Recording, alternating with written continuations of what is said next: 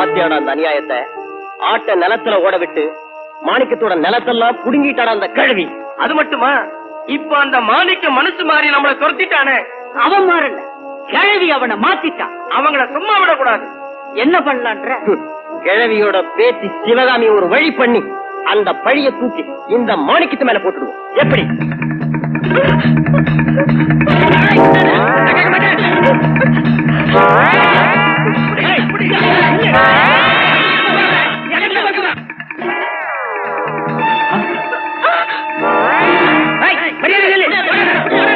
அம்மா, யாரோ ஒரு பொண்ணை துரத்திட்டு வராங்க. நான் போய் என்னன்னு பார்த்து வரேன். குழந்தை எப்படி?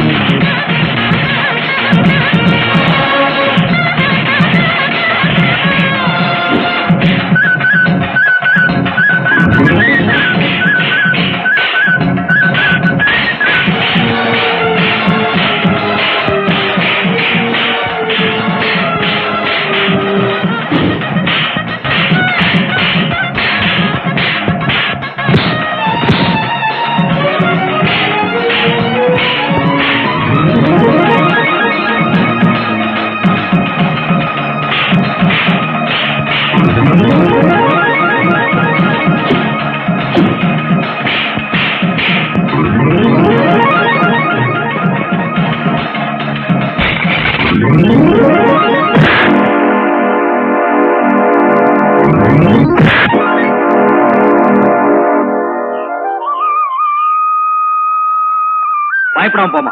இனிமே இந்த பசங்க பக்கத்துல வச்சு படுக்க மாட்டாங்க. என்னங்க, ரொம்ப நன்றிங்க. சமயத்துல வந்து என் மானத்தை காப்பாத்துறீங்க. இதை எப்பவுமே என்னால மறக்க முடியாது. மரியம்மா, அழாதீங்கப்பா. அழாம என்னப்பா செய்ய சொல்ற? உன் தங்கச்சி செஞ்ச பாவத்துக்கு பிராயச்சித்தமா நாங்க இத்தனை கோயில்களுக்கு போய் அந்த தாயை வேண்டிக்கிட்டோம். அவளுக்கு இன்னும் எங்க மேல கருணை பிறக்கலையப்பா. கருணை பிறந்தாச்சுமா. அந்த தாயுடைய கருணை பிறந்ததுனாலதான் இந்த கருணைக்கே வந்திருக்கீங்க. இவ்வளவு தூரம் நடந்திருக்கு. பக்கத்துல இருக்கிற எனக்கு ஒரு கரதாசு போட்டிருந்தா எல்லாமே நல்லபடியா முடிஞ்சிருச்சுமா. நீ என்னப்பா சொல்ற? ஆமாமா, இங்க உள்ள கருணையூர் காமாட்சி பாட்டு கைப்பட்டா நோயாவது நொடியாவது இந்நேரம் குழந்தைக்கு கண் பார்வையும் பேச்சு வந்திருக்குமே. அப்படிங்களா? நல்ல நேரத்துல தாய் கொண்டாந்து சேர்த்துக்கா. வாங்க உடனே போய் இந்த காமாட்சி படி பாப்போம். அதோ பாருடா, நம்மள அன்னைக்கு துரத்தி அடிச்சா அவன் வருவான்டா. அம்மாடி வாங்கடா ஓடி. யார் அவன்? என்கிட்ட காட்டுங்கடா. இவன் பங்குக்கு ஒரு நாலு ஒன்றவன் வந்துருவான். அவன் கம்பி வச்சுக்கொண்டா பெரிய ஆளா இருக்கலாம். ஆனா என் கத்தி வச்சுக்கு அவன் தப்பவே முடியாது.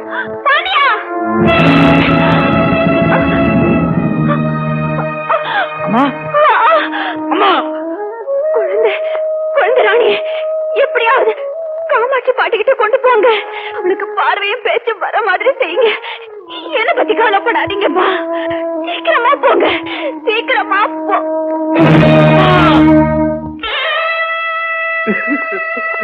மாப்பிள்ள, என்ன ஆறுதல் சொல்லி உங்களை பேசுறதுன்னு எனக்கு தெரியல. இறந்து போற உங்க அம்மா தெய்வமாய் இருந்து உங்க குழந்தைய குணப்படுத்த. யார் என்ன சொன்னாலும் சரி, இந்த குழந்தைய என்னால குணப்படுத்த முடியாது. பாட்டி, அப்படி சொல்லாதீங்க.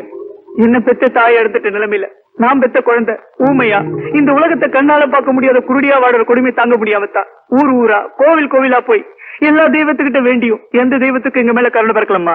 ஆமா பாட்டி, கருணையே உருவான உங்க கைப்பட்டா இந்த குழந்தையோட பார்வையும் பேச்சும் வந்துடுங்கிற நம்பிக்கையில இவர் இங்க அழைச்சிட்டு வந்திருக்கேன். எங்க நம்பிக்கையை வீணாக்கிடாதீங்க பாட்டி. நம்பிக்கை உனக்கு இருக்கு, அந்த நம்பிக்கை இந்த குழந்தைய பெத்த தாய்க்கு இல்லையே. இருந்திருந்தா அவளே இங்க வந்திருப்பா இல்லையா? கூப்பிடாத, அப்படி கூப்பிடறதுக்கு ஒரு அழகவே இல்லை. என்ன சொல்றீங்க? நீங்களுமா என்ன வெறுக்கிறீங்க? நான் மட்டும் இல்லம்மா, தாய்மையை மறந்துட்ட ஒரு பெண்ண ஊரன்ன உறவென்ன இந்த உலகமே இருக்குமா? எனக்கு ஏற்கனவே அவன் மனசு ரொம்ப புண்பட்டு போயிருக்கா.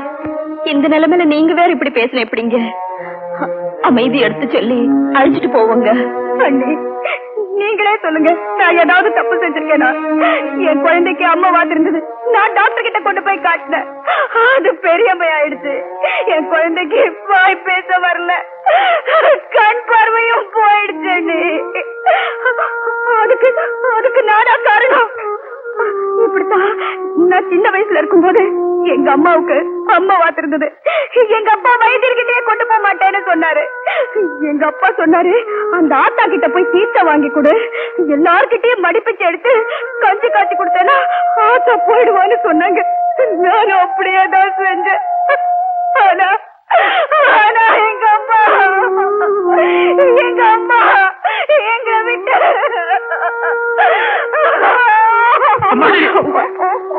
மத்தவங்க போல நானும் உன்னை தப்பா நினைச்சேன். நான் ஏன் இவ்வளவு கோபமா பேசுறேன் தெரியுமா? அந்த காமாட்சி பாட்டி கட்டிச்சு பெத்த தாய்க்கு புள்ள மேல பாசம் இருந்தா வந்திருப்பார்ல, அவளே வராதப்போ அந்த குழந்தைக்கு நான் எப்படி வைத்தியம் பண்ணது கேட்டுப்பா. உண்மைதான் பாட்டி, பக்தியும் தெய்வ நம்பிக்கையும் என் மனைவிக்கு இல்லதான். அந்த பாவி செஞ்ச பாவத்துக்கு பரிகாரம் தேடித்தா நான் இங்க வந்திருக்கேன்.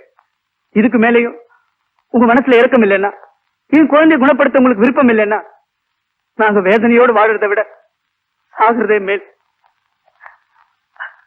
இல்லைங்க, வாழணுங்கிறதுக்காக எங்க பாட்டியை பார்க்க வந்த நீங்க இப்படி சாகணும்னு நினைக்கிறது தப்பு இல்லையா? கருணையூர்னு சொன்னாலே இந்த காமாட்சி அம்மனை தெரியாது. எங்க காமாட்சி பாட்டியை தான் இந்த ஊர் உலகத்துக்கே தெரியும். ஏன்னா அவங்க தெய்வம் மாதிரி. தெய்வம்னு சொன்னதும் பாசமும் பரிவும் என் பாட்டிக்கு இல்லைன்னு நினைச்சிடாதீங்க. ஏன்னா அது இருந்ததுனாலதான் அனாதையா இருந்த என்ன தத்து எடுத்து பெத்த தாய்க்கு மேல என்ன தூக்கி வளர்த்தாங்க. அது மட்டுமா, நிலா வந்தாத்தான் சாப்பிடுவேன்னு அந்த சின்ன வயசுல நான் அழுது அடம் பிடிச்சப்போ தன் நெத்திலிருந்து குங்குமத்தையே நிலாவாக்கி எனக்கு நிலாச்சோறு விட்ட என் பாட்டிக்கு தெரியுங்க பரிவு என்ன பாசம் என்ன. என் பாட்டி யார் பெத்த குழந்தைக்கோ பார்வையும் பேச்சும் கொடுன்னு நான் கேட்கல. நீ ஆசையா வளர்த்த இந்த பேத்தியோட மானத்தை காப்பாத்துன அந்த நல்லவரோட குழந்தைய குணப்படுத்தும் தான் நான் கேட்கிறேன். நீ என்னதான் பாசத்தை பத்தியும் பரிவை பத்தி பேசினாலும் இந்த குழந்தைய குணப்படுத்த எனக்கு சக்தி இல்ல.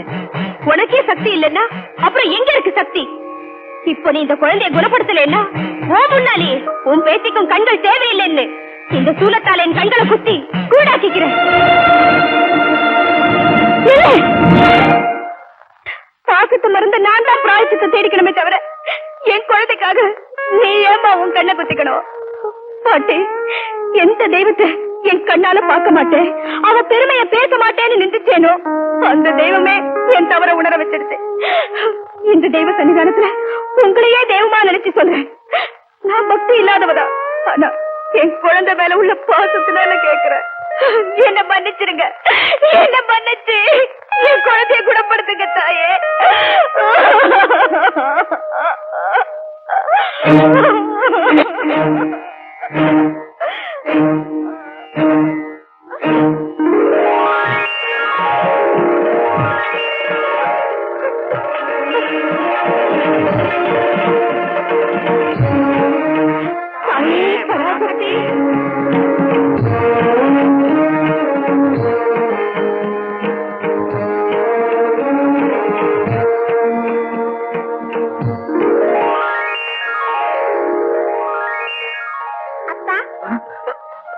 அம்மா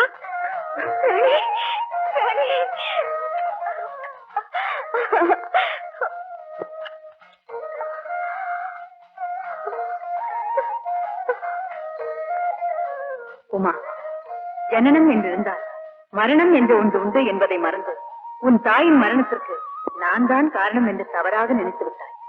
இன்னாருக்கு இன்னது நடக்கும் என்பது ஏற்கனவே எழுதப்பட்ட விதி. அந்த விதிப்படி நடந்துவிட்ட உன் தாயின் மரணத்திற்கு நான் எப்படி அம்மா காரணமாக முடியும்? ஒவ்வொரு மனிதனுடைய வாழ்வுக்கோ தாழ்வுக்கோ காரணம் நான் அல்ல, அவரவர்கள் செய்த பூர்வ ஜென்ம புண்ணியம். சிவகாமி, ஏம்மா கண் கலங்குற? உனக்கு ஒரு குறையும் வராது. நீ சகல சௌபாகியங்களும் பெற்று சந்தோஷமா வாழ இந்த தாய் எப்பவும் உனக்கு துணையா இருப்பேன். அம்மா, சிவகாமி உன் பேத்தி மட்டும் இல்ல, இனிமே அவ என் சகோதரி. அவளுக்கு வேண்டிய வாழ்வை உன்னுடைய அருளால நானே செஞ்சு முடிக்கிறேன்.